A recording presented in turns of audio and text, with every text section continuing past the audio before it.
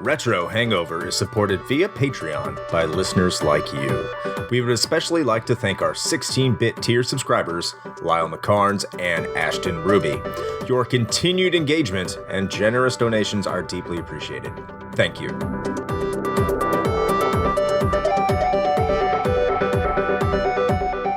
Open your ears and crack some beers. You are listening to episode 57 of Retro Hangover.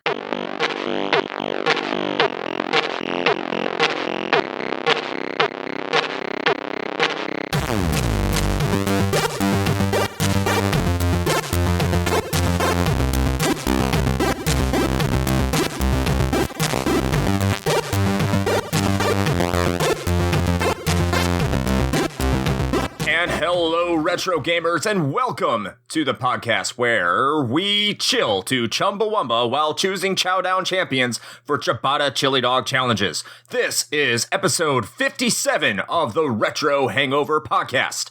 I am your co-host, Chris Copleen, joined, as always, by your host, Shane, Chaos Emerald Fast Finishing Dick Dragon Koski. Really? You had to keep that one in there, huh? Okay, that's fine. Shane, yeah. How have you been? What have you been up to? Pretty good. You know, trying to get some new and different games in. So I think, well, I had mentioned it to you. I don't know if I said it on the podcast or not, but I ended up picking up ukulele finally for my Switch. I haven't heard that. So I started playing that. It's not bad, you know. I so far the thing that I see is that it's competent, but like it's not really grabbing me like that I thought it would. It's almost like trying to be those old, you know, Banjo-Kazooie style collectathon games, like almost to a fault, and it's just not particularly engaging. I don't know. I need to get some more time into it to see, but I've gotten through the first like 3 book worlds or whatever, and it's all right. It's all right. I heard that I guess the follow-up was better. I don't know if you've seen that. The at Impossible all, Lair is supposed to be a fantastic game. I haven't gotten around to playing it because, you know, I normally get around to playing things about 5 to 10 years after they release. But I would love to play it. It looks like a really competent 2D platform adventure game that is inspired by a lot of those collectathons. So I wouldn't call it a Metroidvania, but at the same time, it kind of is.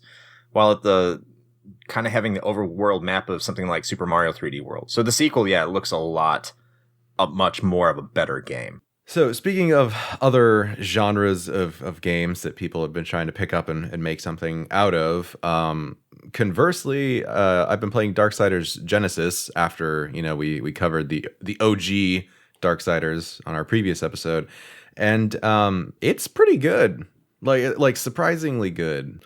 It's kind of gotten me back into anyway, the whole Darksiders thing. So that's cool. And I'm always a huge fan of ARPGs. And so this one does it really well. The only downside is that it has some like fairly serious performance issues. Like it drags a lot harder than it really ought to, given that it's just an isometric, like, you know, RPG. But other than that, it's pretty solid. I've been enjoying that one so far, and being able to swap between War and Strife, with one being like a melee character and the other one being ranged, like it's pretty dynamic. So it's cool. I'll probably end up doing a rapid fire review for our patrons on our exclusive bonus content feed. So exclusive. Yeah, totally exclusive. You have to wear a jacket and everything. Most exclusive.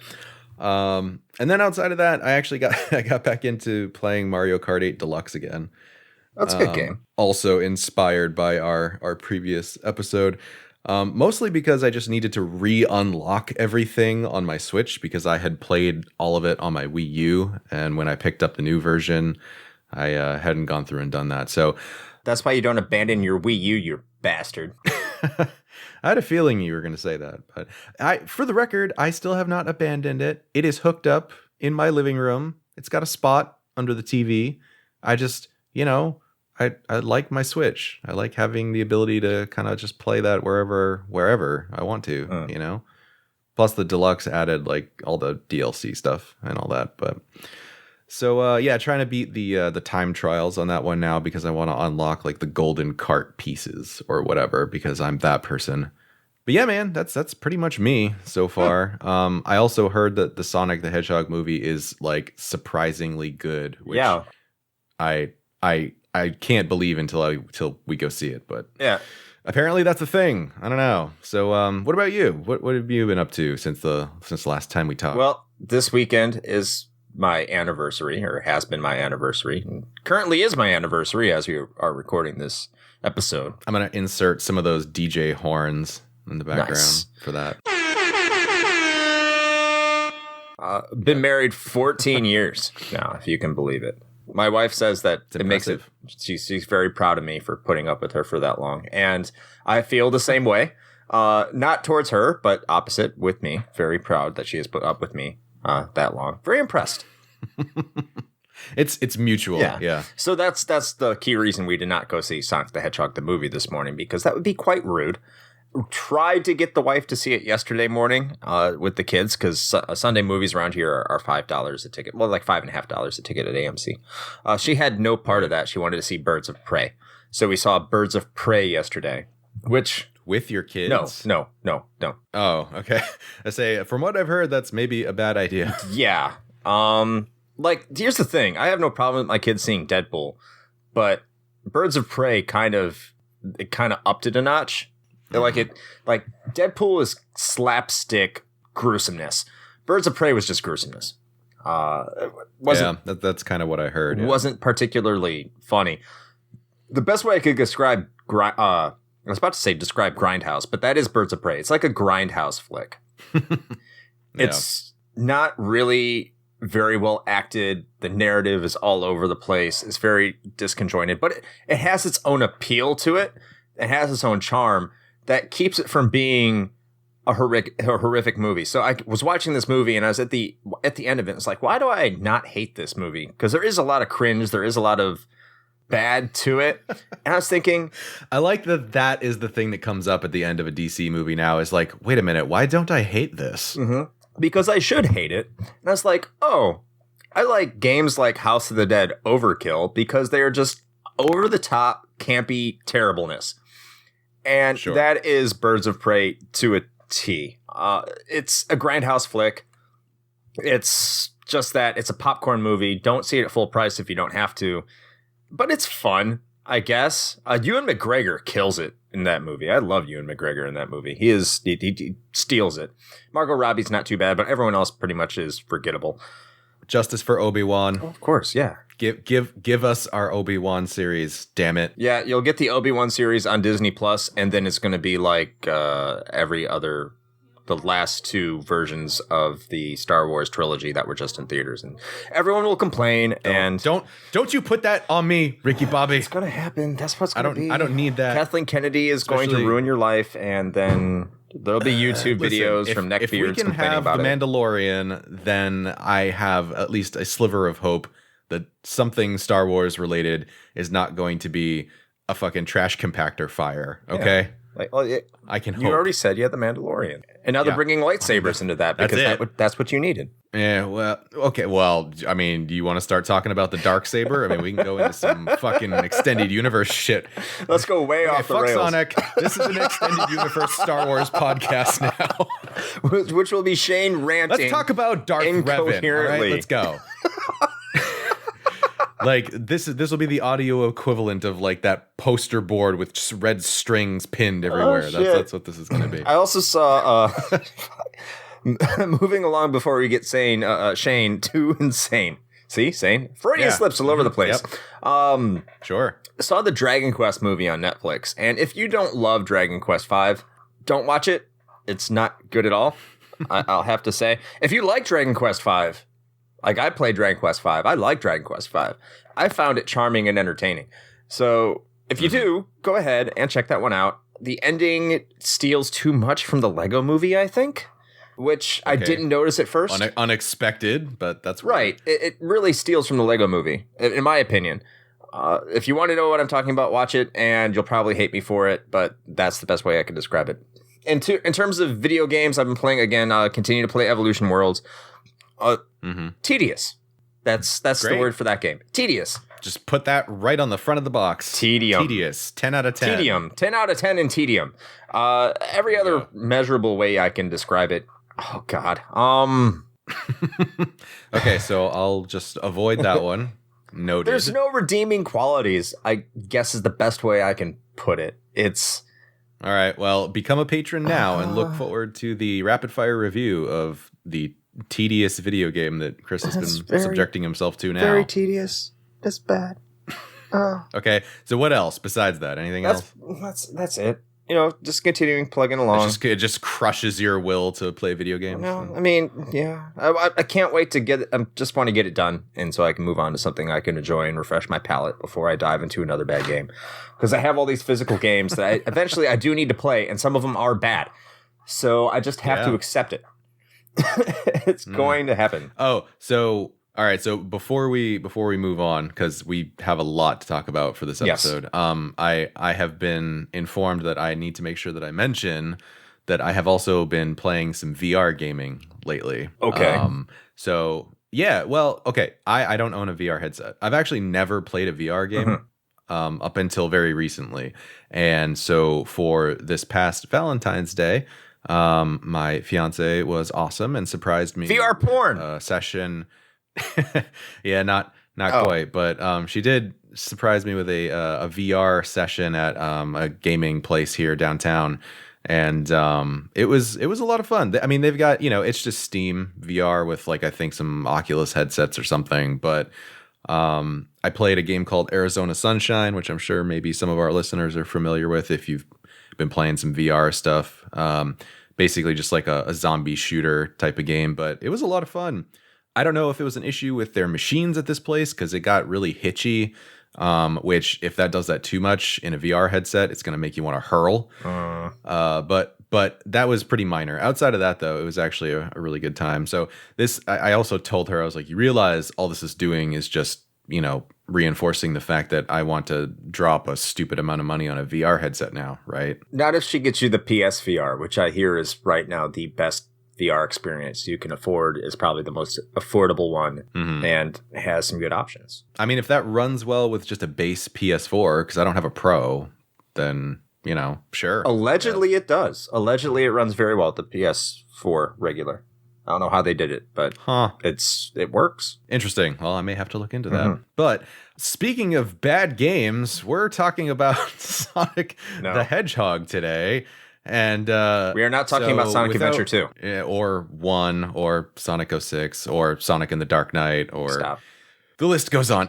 But no, we're talking about the OG, the original, the blue blur himself in all of his 16-bit glory. So I'm going to go ahead and let Chris take it away with the brief history of Sonic the Hedgehog. It's pretty safe to assume that 1990 must have been a pretty nerve-wracking year for Sega. The Mega Drive had just launched in Japan to an echoing thud in 1988, and it was being routinely dominated by NEC's PC Engine, a system that had been designed primarily to compete with the aging Famicom. The North American launch of the renamed Sega Genesis in 1989 had fared better, outdueling the PC Engine equivalent to TurboGrafx 16, but could not make significant gains against Nintendo's dominant market share, especially in the face of the recent release of Super Mario Bros. 3. While Sega had seen success in the European and South American markets with its Master System, their home console presence was severely lacking in their home market in Japan and in North America, which was the largest and most important market in the world. With the heavily anticipated Super Nintendo launch looming in late 1990 and 91 in Japan and North America respectively, Sega had to do something, and fast. Up to this point, Sega had been heavily relying on their arcade prowess and presence for software to port to their home consoles. The Sega Genesis was no different, being packed in with the graphically impressive arcade port of Altered Beast, and having sequels or altered versions of arcade hits Space Harrier, Afterburner, Hang On, and Thunderblade.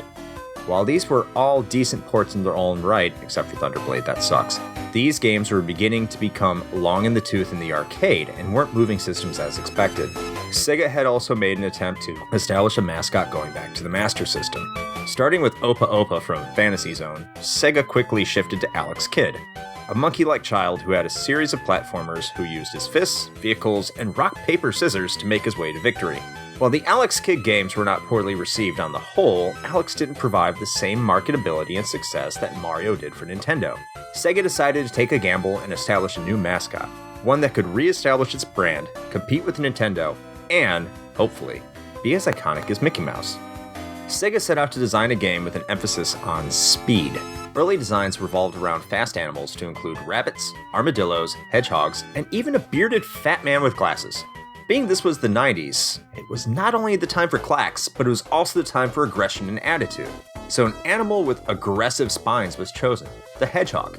The design, created by Sega designer Naoto Oshima, would take heavy inspiration from Felix the Cat for the head and Mickey Mouse for the body, while taking the design for the shoes from Michael Jackson. He would be blue to match the Sega logo, and exaggerated spikes to look sleeker. His name would be Sonic, to emphasize the game's focus on speed. It was probably a much better of a placeholder name than the one of Mr. Needlemouse. Sega then gave the project to programmer Yuji Naka and 6 other people to develop the game. The group called themselves Sonic Team and consisted of 2 programmers, 2 sound engineers, and 3 designers. The team essentially used Mario as a template in all facets of design, with the goal of, naturally, speeding it up.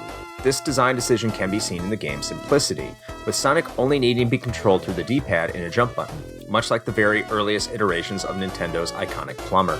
The game would first be revealed at the January 1991 International Consumer Electronics Show to critical acclaim. With the goal of Sonic championing the American market, Sonic the Hedgehog would be released first in North America on June 23, 1991, mere months before the Super Nintendo, as a standalone and pack-in for the Sega Genesis, ditching this Altered Beast bundle. Sega would see immediate results in its sales, outselling the Super Nintendo 2-1 during the SNES's launch window, and controlling 65% of the 16-bit American market in January of 1992. Sega was so invested in pushing Sonic, they even offered pre-Sonic Genesis owners the game for free as part of a mail-in offer. Reception was, as expected, overwhelmingly positive, with some publications awarding Sonic Game of the Year honors over Super Mario World. Wow. Sonic would go on to become synonymous with Sega itself, with the status of each being a direct reflection of each other. Sega was able to be the company to finally make a substantial cut into Nintendo's dominance and show that it was possible for competition in the market. While the legacy of Sonic has seen its fair share of ups and downs through the myriad of sequels and reinventions, it cannot be understated the importance and impact that it had on its initial release for the video game industry. And that is your brief history of Sonic the Hedgehog.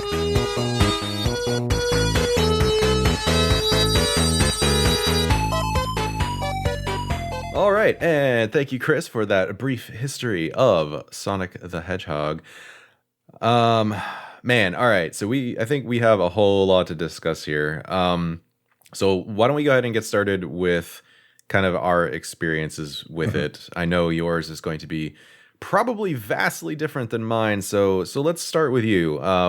When did you first encounter the blue blur?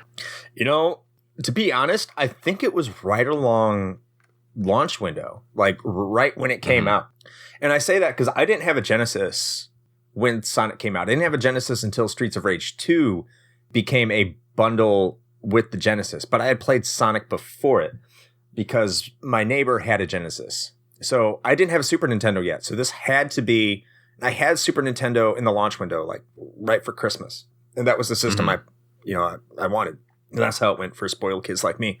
So I had played Sonic. Sonic was very visually impressive. And Sonic was something that a lot of people wanted to play. So I played it when it initially came out. There were daycares that I went to, kind of like summer camp daycares kind of thing, that they had a Sega there, and a lot of people played Sonic.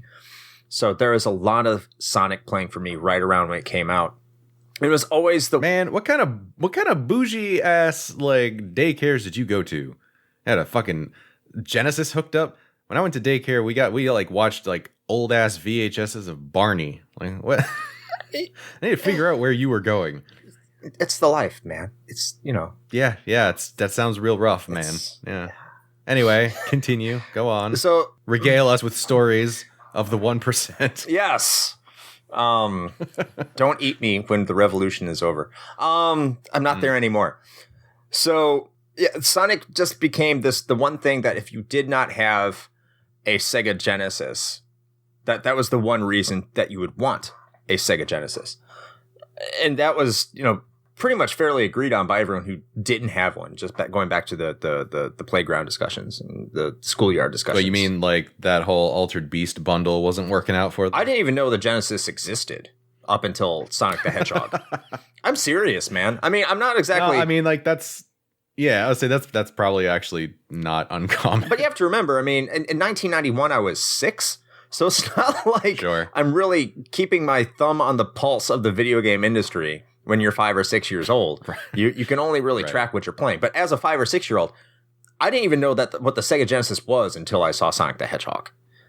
So when you're talking about trying to grab that market, we can get more into it after you describe it. I think that was really important because Sonic had that impact. Now, before we really get too much into that, because that's an entirely different topic on its own rights. What's your first experience with Sonic the Hedgehog? Yeah, so weirdly enough, even though the Genesis, I don't know if it was right at the off or right around the time that Sonic came out and they started bundling it with it or not, but it was the less expensive console, right? Like compared to the SNES, which I believe was like about $200. Yeah. The Genesis was going for like $149, I think. Right. But weirdly enough, even though it was the cheaper console out of the two, I didn't encounter one until I started hanging out with, a 1%er kid from my school. That's why I'm like noticing a trend here. It's like, why is it that the rich kids apparently had Segas? Like, but even though it was the cheaper console. Right. That's the thing. I mean, maybe, you know, it's some Warren Buffett shit, right? Like maybe that's why they're well off is because they don't spend all their money on expensive game consoles. I don't know. Well, did he have a Neo Geo? But, no, he did not have that. Okay, so he's not super 1%. I don't think anybody even knew what the hell a Neo Geo was, like, you know, in our circle of kids back then. But I did. We'll talk more about it later, though. Well, of course you did. But yeah, like I never had one. I had the Master System, right, which we talked about before. But then I went basically straight Nintendo, nothing but that for quite a while. And so I had a Super Nintendo, and then my friend, I went over to his house fairly often, and he had a Genesis. And so that was my first kind of exposure really to both the Genesis and, you know, by proxy Sonic, as well as he had Altered Beast, of course, and a couple other games. But so that's where I first encountered it. And it was this like weird foreign alien thing to me because coming from Nintendo land where it was like, you know, either the NES with 2 buttons or the Super Nintendo with 4, which I was very, very used to at that point already. I go over there and it's like this weird ABC 3-button layout controller. And it's like totally different set of games. And it was just like, I was completely out of my element, but it was like this strange, like exotic thing for me, I guess, because I had no exposure to it whatsoever. But that's how I kind of came to it first. So I never had the opportunity to actually put a whole lot of time into it. You know, when it was still relevant, I guess. I mean, that's fair. I think that's where a lot of the lines were divided at the time too. You either had Super Nintendo and Mario, or you had Sega and Sonic, and that's pretty much that's what it was. Yeah, I mean, this was kind of like the height of the console wars, right? Like that was kind of that time. It was the start of the console wars. The height was it was starting to develop. Like the height would probably be about a year or two afterwards. So before we really get into this discussion, just a little bit of a primer for this. One of the best things about having a video game podcast with another fellow video gamer is you tend to agree on a lot of things. You tend to because both usually video games are somewhat of a universally acquired taste. You like the same things, you enjoy the same things. One of the downsides to video game podcasts is that you like the same things.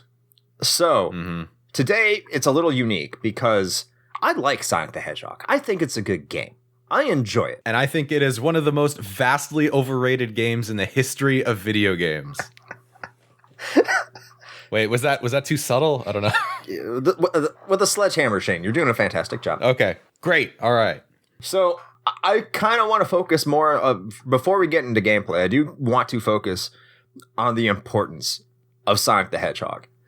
And sure. With that, I kind of want to talk about the graphics. And this goes back to the Neo Geo and what I was seeing kind of at the trail end of what I was saying about my brief history with it. Is when Sonic the Hedgehog came out, right?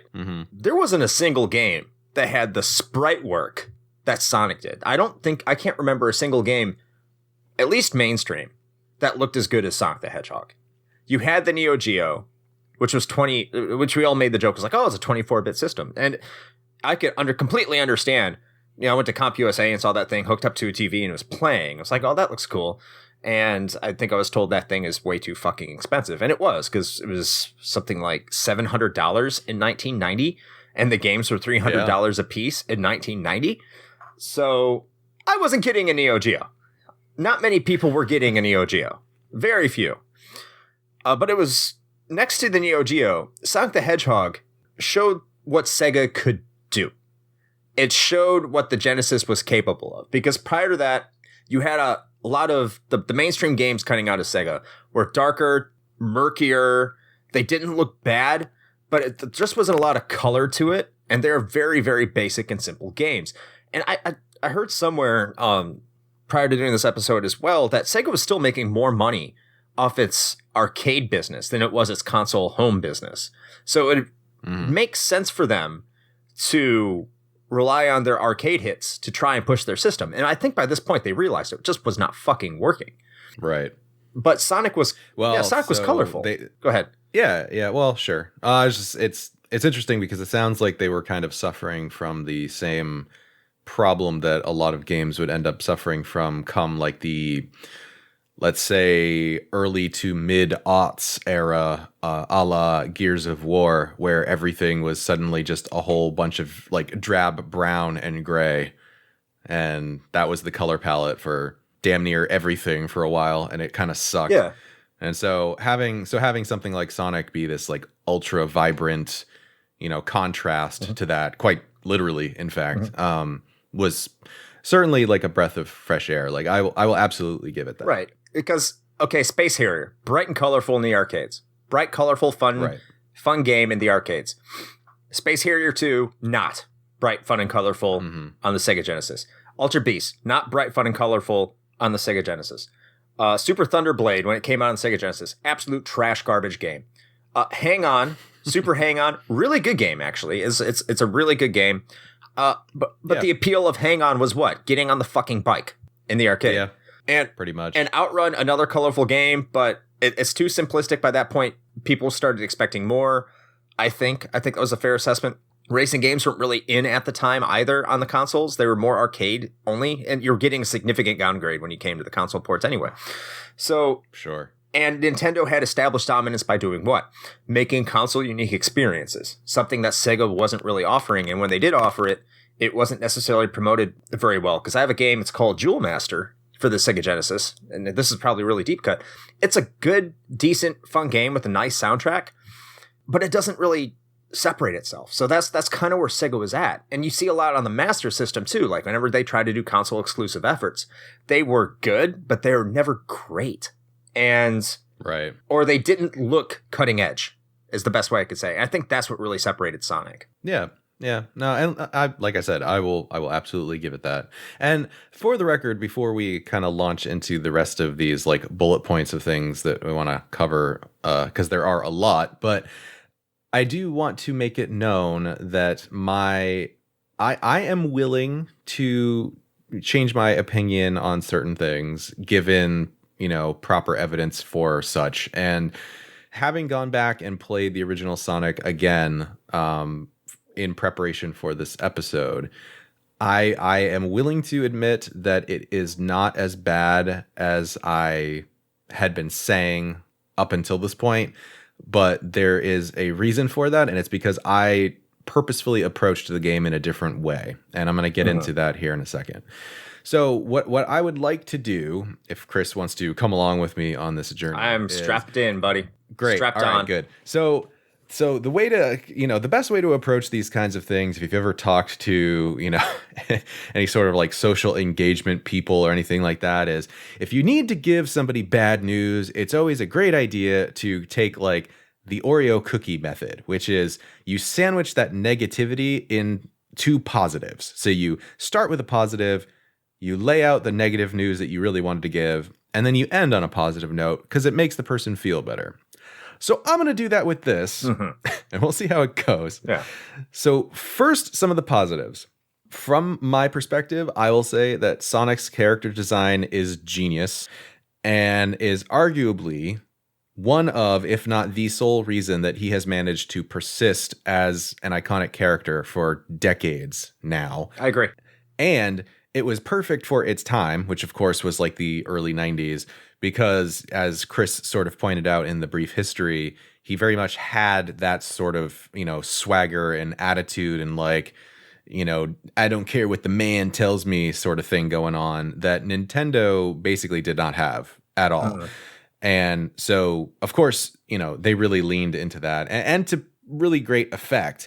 But Sonic, and I've heard other people say this, actually, I think it was JonTron at one point, but Sonic is one of the very few mascot characters, or just characters in general, that has managed to live off of just his image alone for so long. And that in and of itself is impressive, if nothing else, because there have been a bunch of just trash fire Sonic games, and somehow he is still popular. So there's got to be something to be said for that. I would say that's just because the first three games were so good, particularly the second and the third one. And he was so ubiquitous with Sega. He was Sega.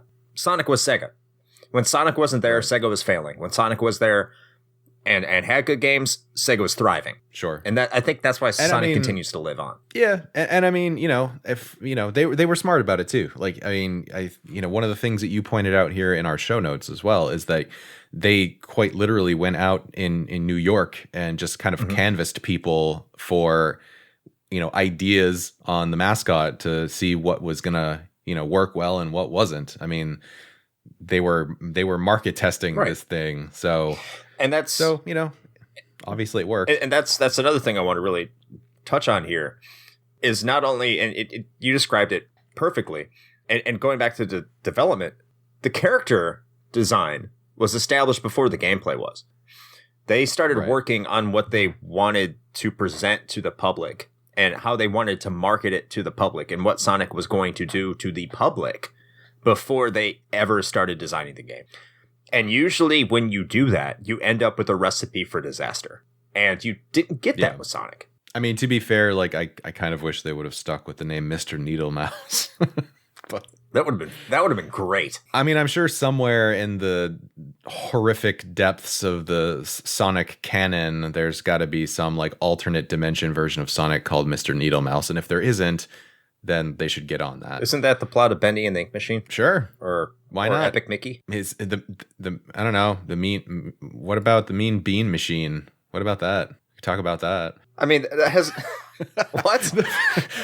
The silence suggests no. No. Okay. Well, then maybe like Epic Mickey and Benny and the Ink Machine are much more much more of a parallel. I mean, at least you know about Epic Mickey. I do. Yes. I think you can draw something. We're actually with Epic still Mickey in the process of finishing up Epic Mickey 2, actually, which is a buggy mess. But at any rate, okay, so that's kind of the positives. He's definitely a very well designed character, and that has helped that image for decades now. Segueing from that, though, we start talking about some of the other things that some concerns that I have. Let's just say with this game. So, if any of y'all were around when Sonic and Mario were duking it out in their respective marketing campaigns, you might remember that just about every single commercial or ad spot or what have you for Sonic leaned incredibly heavily on two things. One was his attitude and edginess, making him seem cooler and more for the older kids / adults than Nintendo's, mustachioed mascot. And the second thing is the speed. This idea of him being, so much faster and therefore more dynamic and engaging than playing a Mario game. I mean, even, his nickname, the Blue Blur, comes from that and everything. But the problem I have with that is that the gameplay almost never matches up with what they were promising in their marketing. And this is actually the crux of one of the biggest issues I have with this game and why I feel it is so vastly overrated, is because they went so hard on this idea that Sonic is gotta go fast. And the level design in just about every stage of Sonic the Hedgehog is 100% counterintuitive to the idea of speed. As a player, you are constantly worried about going too fast because the designers decided that they were going to place something in the way every single time, whether it's a spike or an enemy or a pit you drop into, or even worse than all of those, because it's just infuriating, is the number of times where they will place a spring directly in your path, knocks you back, to purposefully bounce you backwards. Yep. Why the fuck would you do that? When your whole game is marketed on the idea that your character is supposed to go fast, why would you then design every single level to stop you from going fast? It makes no sense. So what you're saying is Sonic is not a good game because of the marketing. I am saying that, well, first of all, I'm not saying that it's a bad game, actually. No, I'm not saying it's a bad game. I am saying that it's an overrated game. Okay. And I am also saying that yes, actually, that is a huge part of my problem is expectations. When you go into a game where you have been pumped full of this idea that, I mean, the fucking hedgehog is named Sonic, right? For God's sake. And you go into the game and like the first time you hit a ramp where you're just like, oh shit, it's going down, I'm gonna go fast. You hit a wall. What? Why? Why would you do that? No, and that then sets you up for the expectations for the rest of the game is, oh shit, actually, I can't go fast. And then so every time you see a hill or a loop or something like that, you can never fully commit to going fast like they apparently wanted you to, because you just know that there's something that's going to be there that's going to try to kill you or stop you from going fast. That makes no sense. And I do have a solution for that. So, and I don't know if future Sonic games actually did this or not, because I will be the first to say that I did not fuck with those because I don't care. Right. But just separate those two things. Okay. And what I mean by that is if you want to have sections of the game where you're going to go fast, cool. Let the player go fast. Put a bunch of loop-de-loops and some other shit in there and make it fun. And let them go fast. But then have other sections of the level completely separate from that, I might add, where you're going to do all of your platforming and more of that precision stuff and like trying to counter enemies and what have you. Separate those two things. Because when you try to mix them like they did so often in this game, that's what you end up with is you never feel like you can truly just do what presumably they wanted you to do, which is to just go fast because you know you're going to get fucking stabbed by something or drop off a cliff. And that's just not, it's not fun. Okay, so before I counter Shane, which he makes a lot of good points, sounds like you need to play the Sonic Advance and Sonic Rush games. Okay. And I think so. I mean, is that what, do they do that in that then? It's almost like, hey, go fast. Like fast. Okay. Fast. Well, maybe so that's maybe them finally making good on the promise that Sonic is supposed to be super fast, because that does not happen nearly as often as it probably should in this game, in my opinion. That and you didn't think Sonic Colors did that? I actually didn't really play much of Sonic Colors. Sonic Colors is a good game. To be fair. Sonic Generations you should check out too. They did a good job of that as well. Yeah. But we're talking about the original. We are talking about the original. And those are very valid complaints. So, being someone who played Sonic at its genesis, All right, roll credits. We're done. I don't know if because I found out about it independent of marketing. I think there was the idea that Sonic went fast, but I don't think I actually owned a Sonic game until Sonic 2. I didn't start out owning Sonic. I don't think I had, like I said, the bundle I got for the Sega Genesis came with Streets of Rage 2. And I don't think I had the original Sonic until a couple years after I had a Genesis. Even though like it's synonymous, you think I played it so much I want that. No, but I got Sonic 2. So when I think of the original Sonic, I don't really remember the marketing around Sonic the Hedgehog. I remember the advertisements of Sega using the fact that Sonic was fast in order to promote its blast processing campaign and how it was it had blast processing. It was faster over the Super Nintendo. Of course, they're just referring to the clock speed of its processor, which was faster, even though in almost every other way, the Genesis was inferior to the Super Nintendo, but we're not going to talk about that again. Whoa, it's almost like they were being disingenuous with their marketing, Chris. Yeah, no shit. Crazy. Yeah. But I don't remember that necessarily being a problem when playing the game. However, if you do go into Sonic the Hedgehog thinking that this is a game where you're just going to be running with the blue blur, yes, you are going to be sorely disappointed. I really only think Green Hill Zone really provides that sense of satisfaction towards that kind of gameplay style. Because you go from Green Hill Zone, which is a faster setup, and that's if you're not trying to get the Chaos Emeralds. Because if you're trying to get the Chaos Emeralds, you're going to play the game much more carefully because you're trying to make it to the end of the level with 50 rings. So you can go to the bonus stages, which are vomit-inducing. So after Green Hill Zone, you go to, I think, the Marble Zone. Yep, and then Marble Zone. That is there's a sense of speed to it, especially when you have to jump from platform to platform because it's catching on fire. But it does definitely slow it down where you have to push blocks and you have to stand on blocks and you have to be patient. So right from the onset, you're taught that Sonic in the second level is not going to be a go fast game.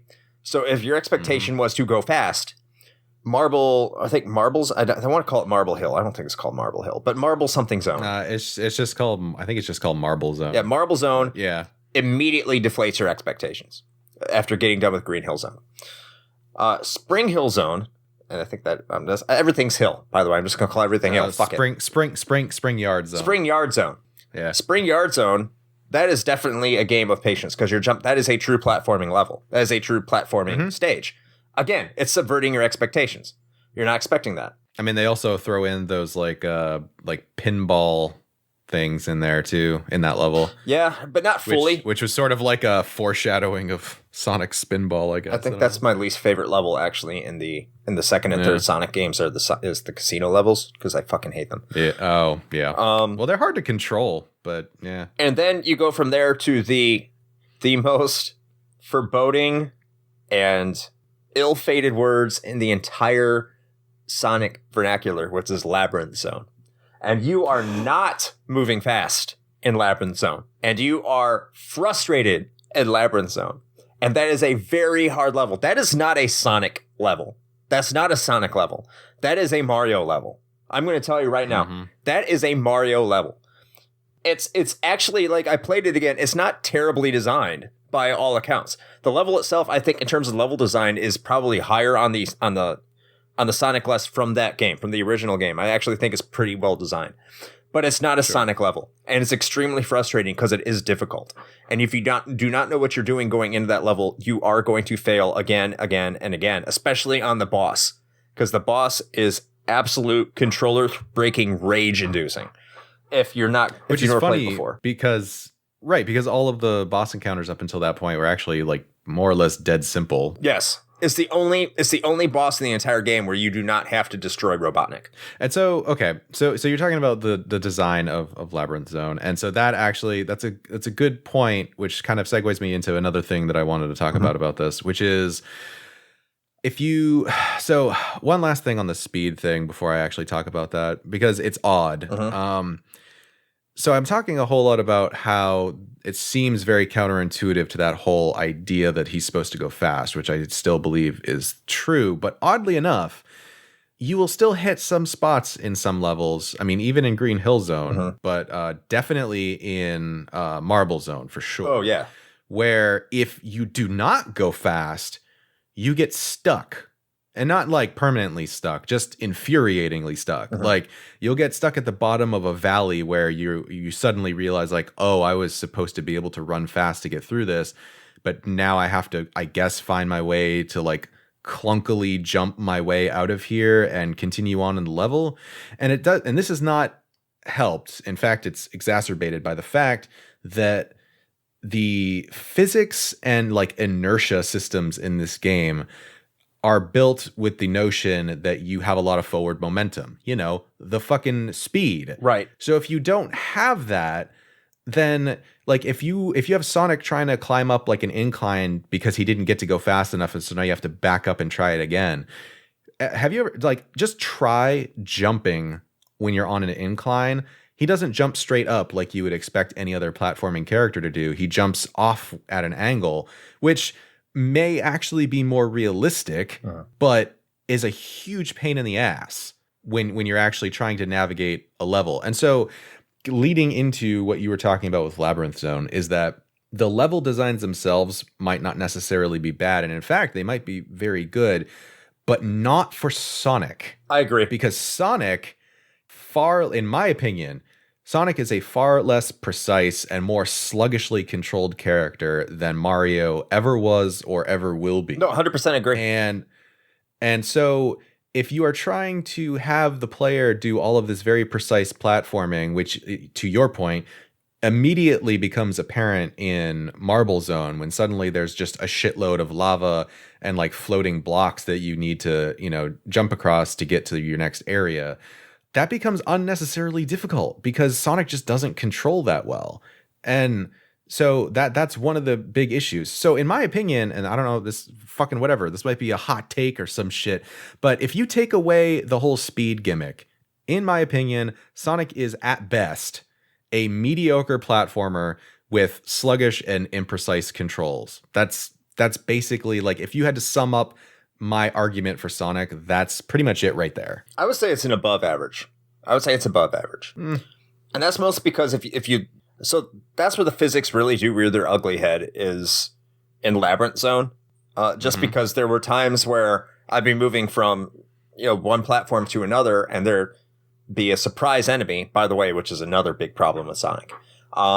Yep. And I'd want to go duck, but because the momentum would be carrying me forward, I couldn't duck. Or if you get hit by an enemy, you get bounced way the fuck back and you have no control over that trajectory. So in some cases, you might just get bounced and launched off of something into some spikes and die, which is not something that's unique to Sonic. I mean, that's a fucking complaint that I have going as far back as like Castlevania. The original Castlevania. Yeah, exactly. Which maybe we'll be talking about at some point in the future. Hopefully. But it's still a problem. And like I had multiple instances playing Sonic where like I might, accidentally hit some spikes or something. And then because of that, unavoidable knockback, I would then just land on more spikes and die. And so as a player, I had no agency over what was happening right there. I just got to watch myself die and then start over. And that's not fun. I didn't really have that problem. I actually think Sonic is very forgiving with the amount of frames of animation that you're invulnerable at. You look at a level like Starlight Zone, which is a later level, and does have a lot of speed. If you're not looking for Chaos Emeralds anymore, of course. It does have quite a bit of speed. There's plenty of invincibility boxes all around. So you can grab the invincibility thing, and of course that lends itself to being faster because you're not as afraid of getting hit by things. But don't you feel like that's a crutch? I feel like that's a design crutch from the developers, where they're just like, okay, we want you to go fast, but there's a bunch of bullshit that we put in these levels, so let's just give you some invincibility boxes to overcome that. Like that just seems like, I don't know. It seems like them trying to put a Band-Aid on a problem. Well, I'll address that because I do think the later stages are very, very have some serious problems in terms of surprise enemies. Right. But I will say this in terms of trying to regain momentum. The only real time I was having problems trying to regain momentum and trying to go in a direction I wanted to were in situations that actually lends itself to kind of a Sonic trademark and one of its strengths, and in that it has multiple paths to get to the end. It's very exploration based. So you can take one linear path, the path of least resistance, and you can get from point A to point B.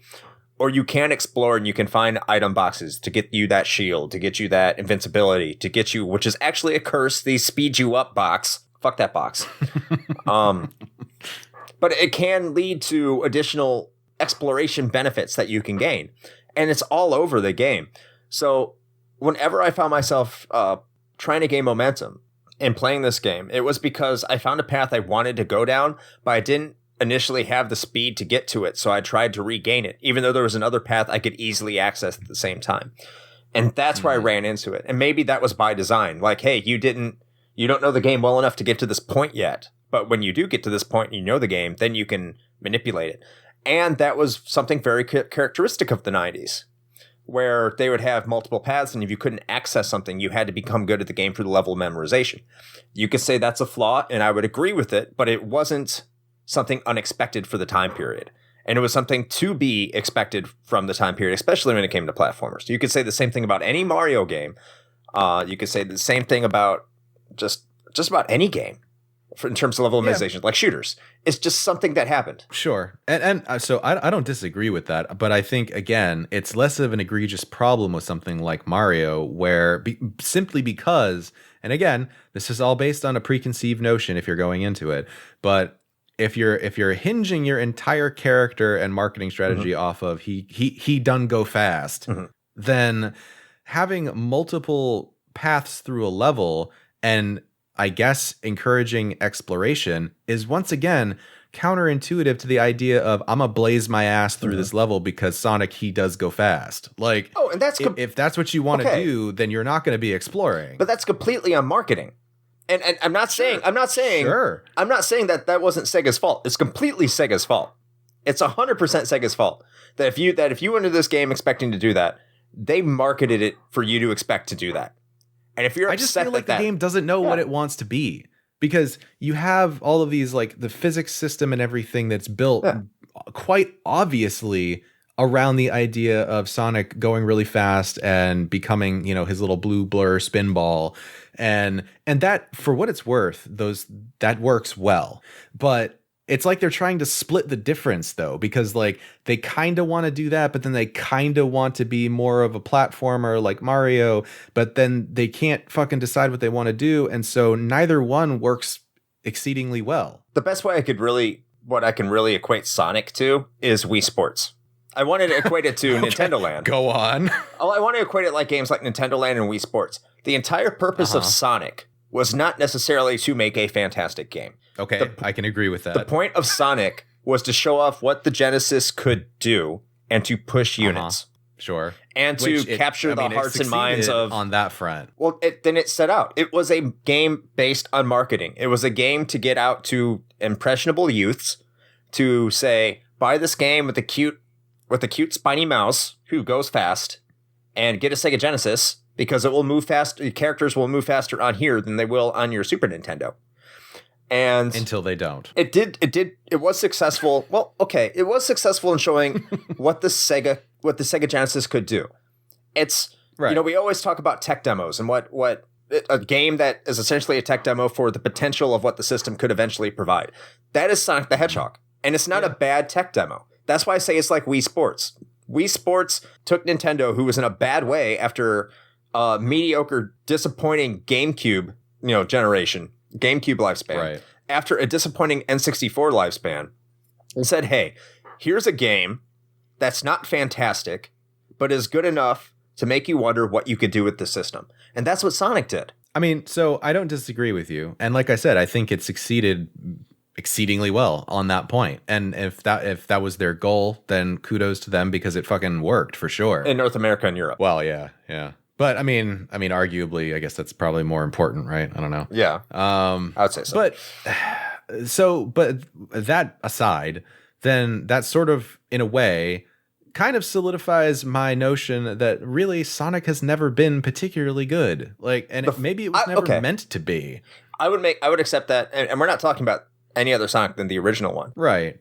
I mean, as Sonic went on, Sonic 2 and Sonic 3 were much better games, and maybe one day we'll talk about them.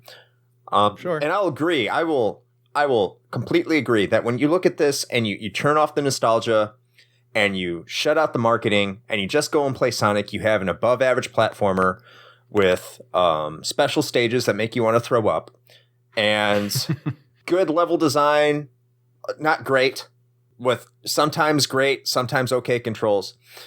And what I say by okay level design, okay, I know I'm kind of going off on it. I'm going to go off on a tangent here, and it kind of goes fast. Scrap Brain level is one of the worst design levels in all of Sonicdom. It's a terribly designed level, and to some point, so is Starlight Zone. If you don't know the way through it, because yes, as Shane put, they will put surprise fuck yous everywhere in these levels. You'll just be going through. You'll be thinking you're doing fine. There's sometimes like. Okay, so like in the original Mario Brothers, this is why it's so good. If you know how to play Super Mario Brothers, the original one, you can just run through that level, and if you know the timing of every single like fire column and fucking Bowser's Castle, you can just keep running and you can keep moving, and it's that's kind of what you expect from Sonic. And sometimes in Scrap Brain, you can do that. And that should be what Sonic is. If you are bold and brave enough to keep on moving, you will avoid obstacles and feel powerful. Scrap Brain doesn't do that. At all. Starlight Zone doesn't do that at all. You'll be running really fast in Starlight Zone and then find yourself running off a platform and into the void to lose a life. Scrap Brain Zone will have you running into a fire column. Scrap Brain Zone will have you running into a saw blade or a lightning bolt or just something that's going to be there to have you lose all your rings. Now again, Sonic is very forgiving because you have a lot of frames of invincibility of animation. And as long as you have one ring, your ass is good.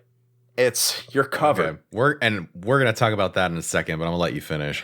But it is so frustrating because it constantly does stop your momentum. It constantly hits you and knocks you back and makes you feel like you did something wrong when you didn't do anything wrong.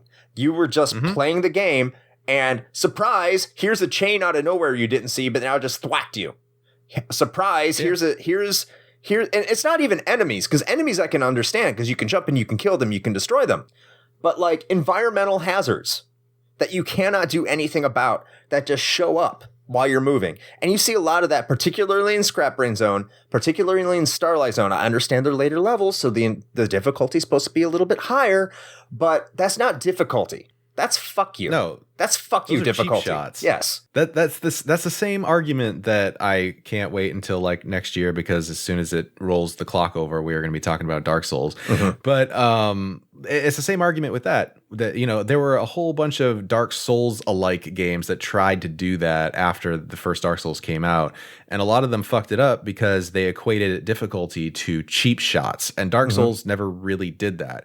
Anything that you fucked up was something that you fucked up, and then you learned how to get around it. But they didn't take that, design lesson very well. And it's the same idea here. There's like one spot in Spring Yard Zone, by the way, that pissed me off so much.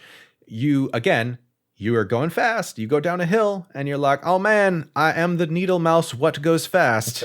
And then you hit a spring and it bounces you back into an enemy that wasn't there before. That's horse shit. That's why I got pressed down and roll. Dude, whatever, man. It's terrible design. All right. So one last thing that I wanted to cover of my criticisms, which you actually mentioned. So that was good. I'm glad you brought it up. Let's talk a little bit about the ring system. Let's talk about the ring system. I like the ring system. I think it is very poorly designed, and here is why. Okay. The only thing, and this is excluding the idea that you need 50 rings to do the bonus stages, because that's legitimate, fine. But outside of that, I think the ring system is poorly designed because you don't give a fuck about the number of rings you have as long as you have one. That's really, mechanically speaking, from a game mechanics standpoint, that's the only thing that ever matters in just about every Sonic game that I can think of.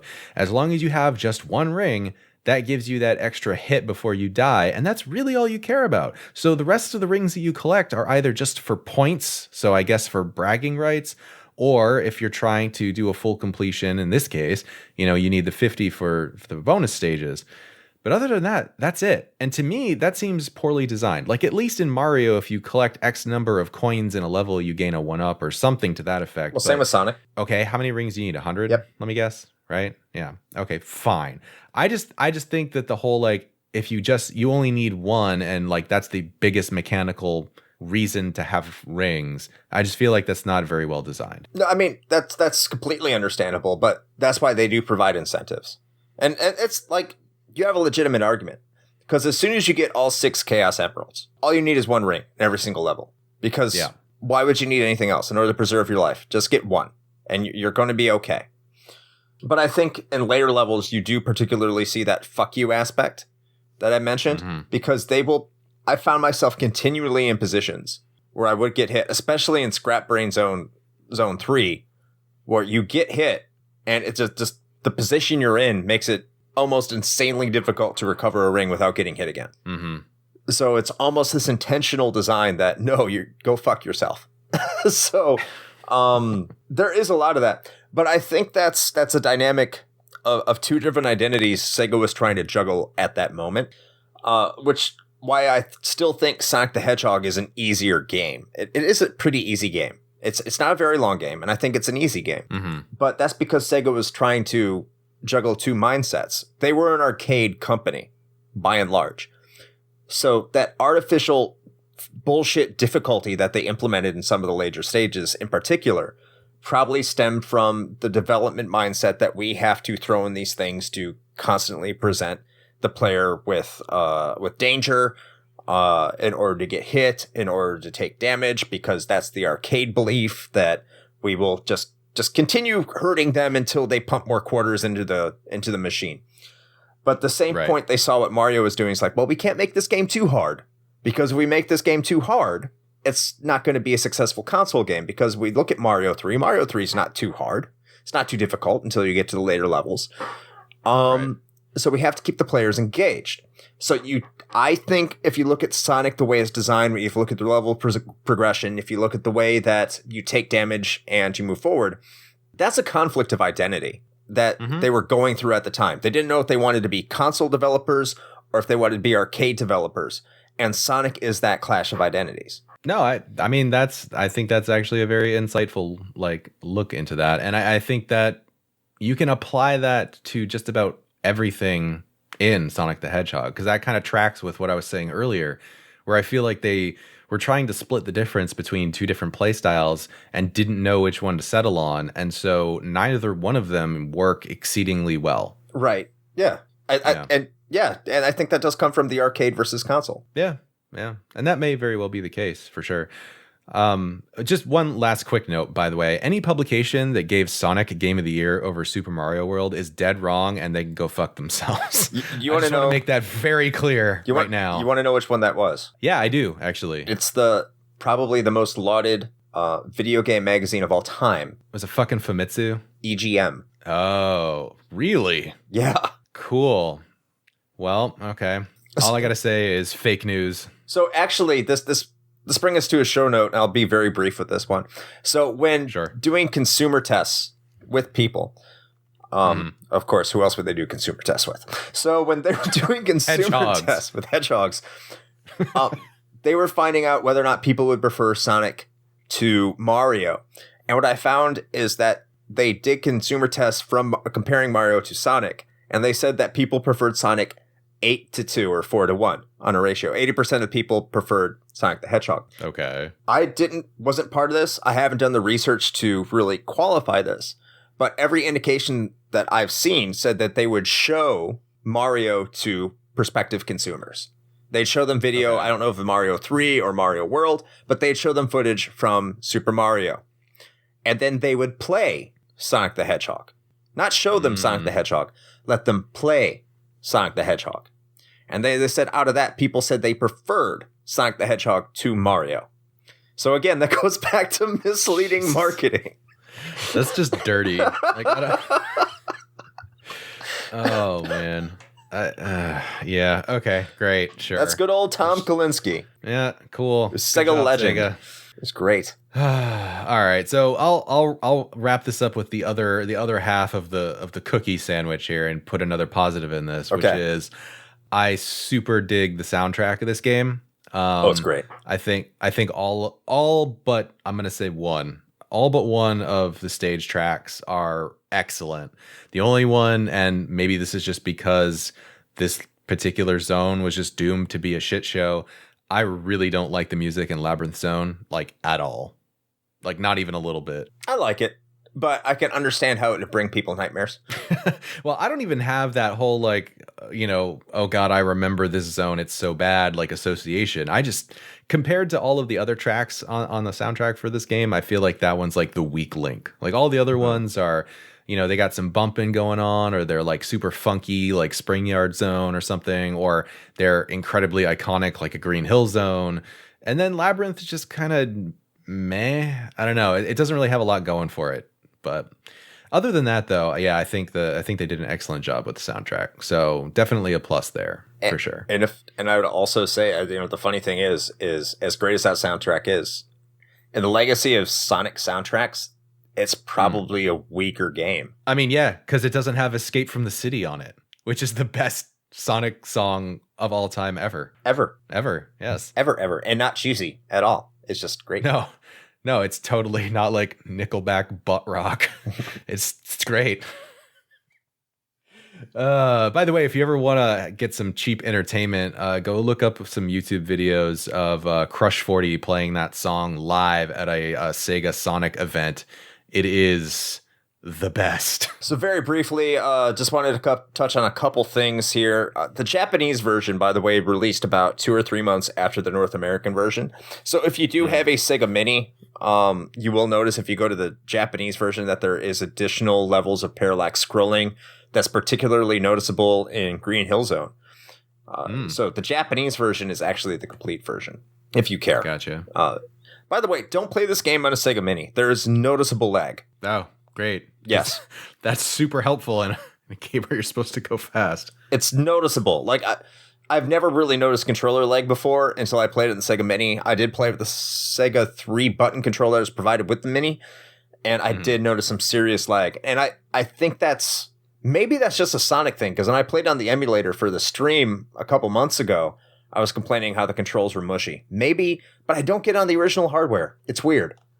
Maybe it might be the Retrobit controllers, but playing Sonic with lag is absolutely terrible. Oh, well, yeah, for sure. I mean, any platformer, that's going to be a bad time. Second of all, this game was ported. I won't say ported, but there was a version of the original Sonic the Hedgehog that came out on the Sega Master System and the Sega Game Gear.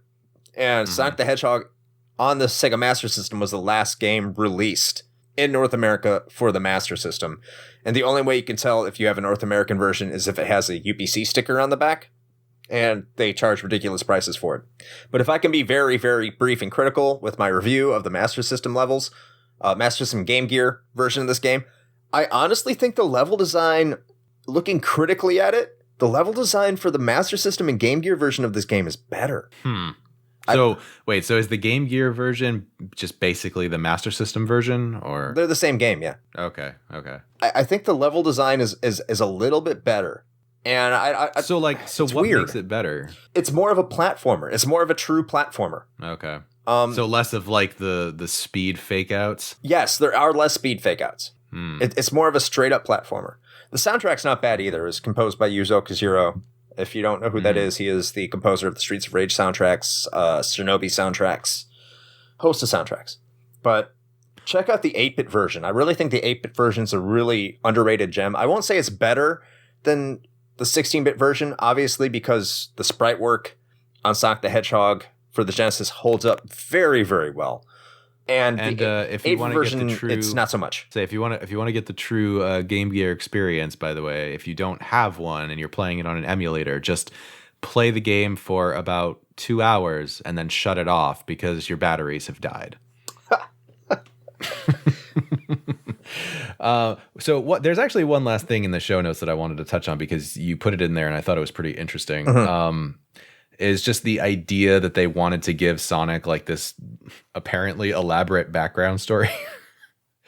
I think I don't know how much full of shit Oshima was. I have no. Well, I don't know, but all I can think of with that is what a fucking like acid trip nightmare the Sonic lore has become over the years. Right.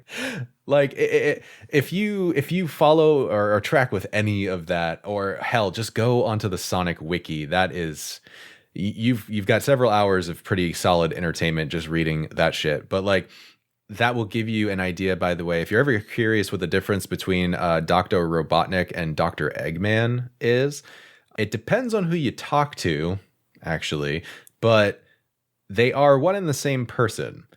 And originally, the difference was just more of a practical one in that he was called Robotnik in one of the manuals for Sonic the Hedgehog, the North American one, and he was Dr. Eggman in the Japanese version.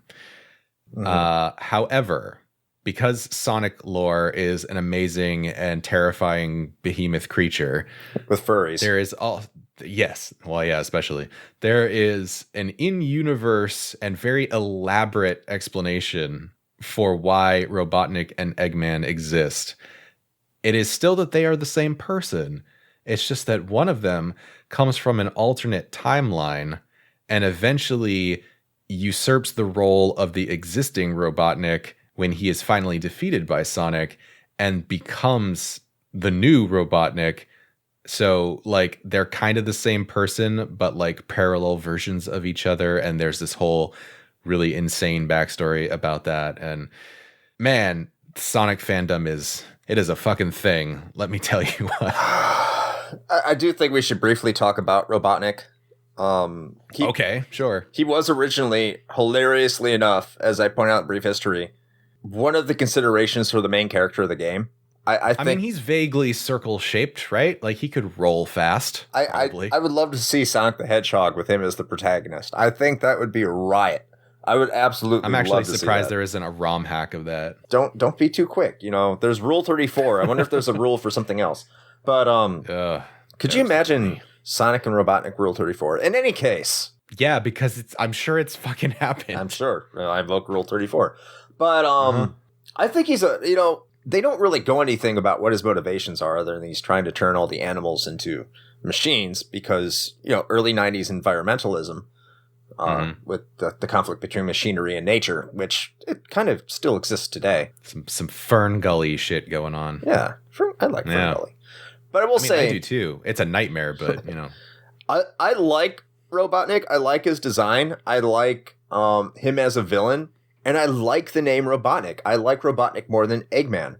I think it really does echo the 90s considerations for a villain name. If you know anything about the Cold War and what the United States was going through and what they felt about Russia at the time, Robotnik's the perfect fucking name for that villain. Of course it is. It's so great. But just like even divorced from like the comparison to Robotnik, Eggman is it's a shit name. Like, that's not going to inspire fear in anybody. If you're a villain and you're called Eggman, you sound like a D-list like Batman villain. That's terrible. Well, I still like the fact that Robotnik, when he fails, he's still like his character animations. I will say this. The amount of character that's put in the Sonic the Hedgehog is top notch too. You didn't see that in Mario when it came to balancing on an edge or looking at you crossly if you didn't move him or the way they push blocks. Like the character put into this game. He's got so much sass. He does. But like you even look at Robotnik and you can tell when he fails and Sonic defeats him, he looks like an incompetent boob. And I love that. I love it when villains are doing enough to make you feel like they could pose a threat. But at the end of the day, you really know that they're going to fail because they're just incompetent. And you get that without any sort of exposition, like at all. And I think that, I don't know, I like that.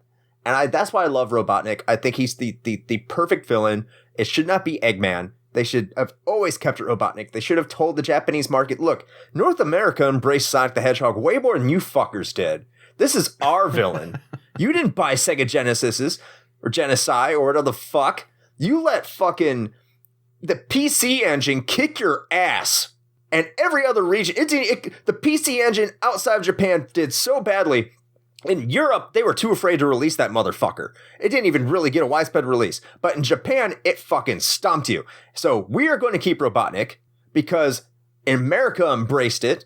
Sonic's an American hero. And you just stop calling him fucking Eggman. I was trying to remember in the Sonic Saturday morning cartoon that they had running for a while. Yeah. If they called him Robotnik or if it was Eggman. They called him Robotnik.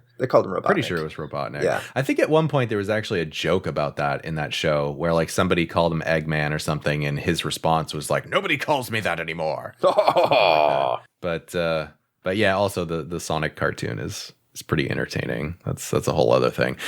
But the last thing about Robotnik though, just as like a cool little historical factoid or what have you, their original like sketch for Eggman, which you can find if you go look like on, again, like the Sonic Wiki or something. It's pretty cool. But their whole idea behind it was they wanted to draw basically somebody who looked like President Theodore Roosevelt, but in pajamas. That was their whole like pitch for it. And if you look at that first sketch, you're like, yeah, okay, yeah, that makes sense. If that had worked, would the first level be called San Juan Hill instead of Green Hill Zone? San Juan Hill Zone. We can only guess. The rough riding Mighty the Armadillo. That's right. You fight a bear at the end of the level. All right. So I don't know. What do you think, Chris? You think we've done a pretty good job of covering the Sonic? I mean, I think we could go forever on this, but I think we have done a very good job in accomplishing our mission today. Excellent. So just to summarize, I don't think that it is inherently a bad game. I think it is a very competent game. I think it could have been better if they had decided which direction they wanted to go with it. But I blame their marketing almost 100% for all of the problems that it has. All the problems Shane has with it. Not what it has. Just me and nobody else. Well, a lot of other people. But Shane's problems stem from marketing because he is an impressionable Ute. I mean, I can't help it, man. So, listen, when you get those commercials where there's kids getting blown away, blast processing, recliners and stuff. I mean, how can you not? Yeah, you know? Especially because it showed Sonic ran faster than Mario Kart. That's such a stupid comparison. Oh my god. Anyway, so are you saying it holds up or it does not? It does. It actually does. Like, I'm not going to hang on to the idea that I think it's shit or something just to make a point. Like, I actually do think that it holds up. And that's just, supported by the fact that, like I said, I went back and played it again. Today, actually, the day of recording, I was playing it some more, and I genuinely enjoyed playing it, actually. But the thing is, and that was the key difference, which is what I brought up like way at the beginning of the episode, is that I had to go into it with a completely different mindset. As long as I went into playing this game with the idea of it is more of a platformer and I should be a little bit methodical with how I play, as opposed to I just want to try to go fast, it's a much more enjoyable experience. So yes, I mean, like I said, soundtrack's great. The sprite work is amazing. And by and large, with the exception of a few very infuriating spots in the game, it's definitely still highly playable today for sure. So I have to be disappointed, Shane. I advertised earlier in this episode that this would be stemming from disagreement, but I think we came to many similar agreements than disagreements throughout this episode. I mean, yeah, I was looking forward to a debate, and I don't think we debated at all. Well, I'll be honest, I thought you were going to hold some stronger opinions about it being much better than I thought it was, but you seem to agree with several of my criticisms. Well, honestly, it was just mostly me just bitching about Sonic for like an hour. Essentially. Yes, it was. Which I'm okay with, but very much fine. But I agree with, once again, to disappoint all of you, I agree with Shane in saying that this game does hold up and you should play it. Absolutely. It's just don't go in expecting anything amazing. Just go in expecting an above average platformer. It won't take you too long. It doesn't overstay its welcome. And you'll see the origins of Sonic the Hedgehog. And you won't get anything explaining to you why it was so important in 1990. But you compare everything that was going on in 1990 to what Sonic the Hedgehog was, maybe you'll understand a little bit. But it was definitely a revolutionary game. You should check it out. Sonic 2 and 3 are much better games. If you're going to go down that route, like what's the best Sonic game? Sonic 2 and 3 are much better. But it's definitely worth your time. Check it out. Do save states. See what you think of it. Appreciate it. You don't need to get all the Chaos Emeralds. It just changes the ending slightly. So if you just want to play fast and not give two rats' ass about how many coins you have or rings you have at the end of it, then do that. And I would recommend it. So that's where I sit. Cool. Well, having said all of that, you can talk real quickly about some of the ways you can kind of get in touch with us or engage with the Retro Hangover podcast. So, absolutely. If you are listening to this, then you've already found us. So congratulations. Hello. How are you? Hi. If you haven't already, you can also find us on most of the social media. We're on Facebook, Instagram, Twitter, all that good stuff. You can also check out our Twitch streams, which are mostly every Sunday evening, unless life gets in the way, which has Almost a tendency to happen from time to time.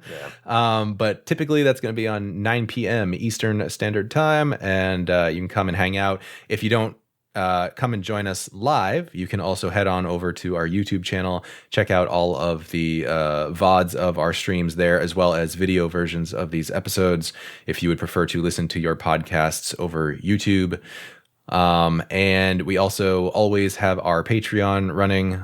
You can find that if you would like to support the show through donations. You can go over to bit.ly, that's bit.ly/RH-patron. And we also do have a merch store open, so you can support us that way as well, if you so choose. And that is at bit.ly/RHP-merch. And we actually will probably have a new line of items coming out fairly soon, inspired by a comment on one of our Instagram posts. Thank you, Vertikai. So, yes, thank you, Vertikai, if you are listening. So be on the lookout for that. That I think that one's going to be highly entertaining. But outside of that, Chris, you got anything else that you would like to add? Yeah, make sure to check us out again on all the social media streams, that Twitter, Instagram, Facebook. And again, thank you for the continued support on Instagram. I think we have over 230 followers now on that. And Twitter went over 100 in between last episode and this time. So thank you very much for doing that. That's all I got, Shane. Absolutely. Cool. All right. Well, until next time. Play with your spiny, thick joysticks.